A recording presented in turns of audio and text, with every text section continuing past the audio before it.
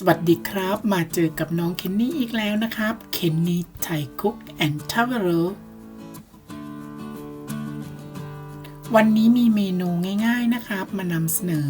นั่นก็คือหมูทอดพริกไทยซอสเห็ดมันปูนะครับในช่วงฤดูเห็ดนะครับเห็ดมันปูออกเยอะมากเลยนะครับในยุโรป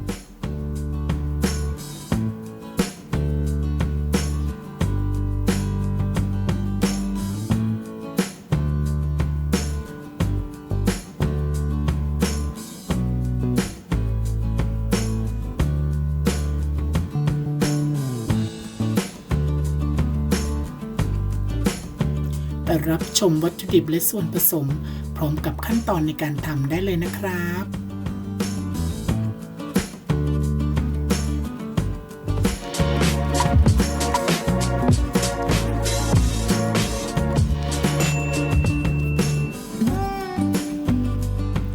เราจะทำการทอดชุบนูดเดิลนะครับเพื่อนๆมันฝรั่งอีกฟองหนึ่งนะครับเราจะทานคู่กับหมูทอดพริกไทยนะครับราดด้วยซอสเห็ดมันปูนะครับเพื่อนๆในขั้นตอนนี้เราจะทำน้ำซอสนะครับเราใส่น้ำมันลงไปตามด้วยหอมหัวใหญ่นะครับเราจะผัดหอมหัวใหญ่ให้เขาหอมเกรียมนะครับเพื่อนๆ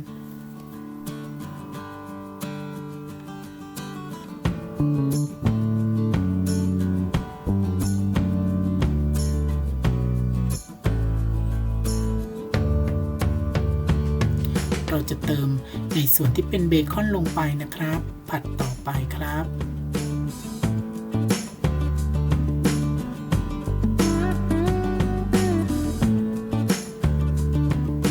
ตามด้วยเห็ดมันปูนะครับล้างให้สะอาด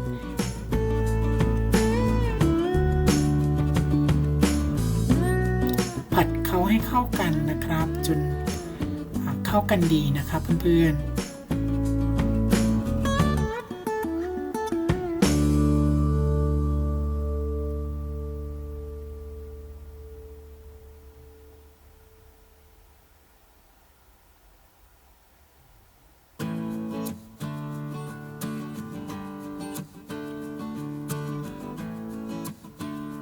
หน้าตาน่าทานนะครับ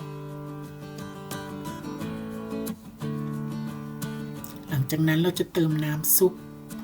เป็นน้ำสต๊อกซุปนะครับเพื่อนๆน้ำสต๊อกซุปไก่หรือน้ำสต๊อกซุปผักก็ได้นะครับใส่ลงไปนะครับเราจะต้มเข้าไปเบาๆสักพักหนึ่งนะครับเพื่อนๆใส่พาสลีย์ลงไปนะครับผักชีฝรั่งให้ได้กลิ่นหอมนะครับเพื่อนๆแล้วเราจะพักในส่วนนี้ไว้หลังจากนั้นเราจะทำการทอดสันคอหมูนะครับเนื้อสันในคอหมูนะครับเราใส่เกลือลงไปโรยพริกไทยลงไปด้านบนนะครับทั้งสองด้านให้เข้ากันดีนะครับเพื่อนๆ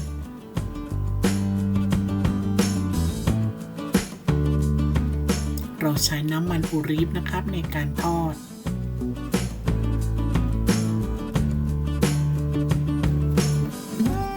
จนหมูสุกนะครับถ้าใครชอบสุกๆดิบๆก็สามารถทานได้นะครับเนื้อหมูแต่สำหรับน้องเคนนี่จะต้องสุกนะครับเราก็วงน้ำซอสไปเรื่อยๆนะครับเพื่อนๆพอหนูสุกนะครับเราจะจัดจานพร้อมเสิร์ฟนะครับนี่คือชุบนูดเดิลเรียบร้อยแล้วนะครับเราจะทำการจัดจานพร้อมเสิร์ฟนะครับเพื่อนๆใส่เนื้อสเต็กหมูสันในคอหมูลงไปนะครับโรยด้วยน้ำซอสเห็ดมันปูนะครับใส่เบคอนลงไปเมนูนี้ง่ายๆนะครับน่าทานมากเลยนะครับในยุโรปช่วงฤดูเห็ดออกนะครับสามารถทำทานได้นะครับไม่ต้องง้อร้านอาหารเลยนะครับเพื่อนๆ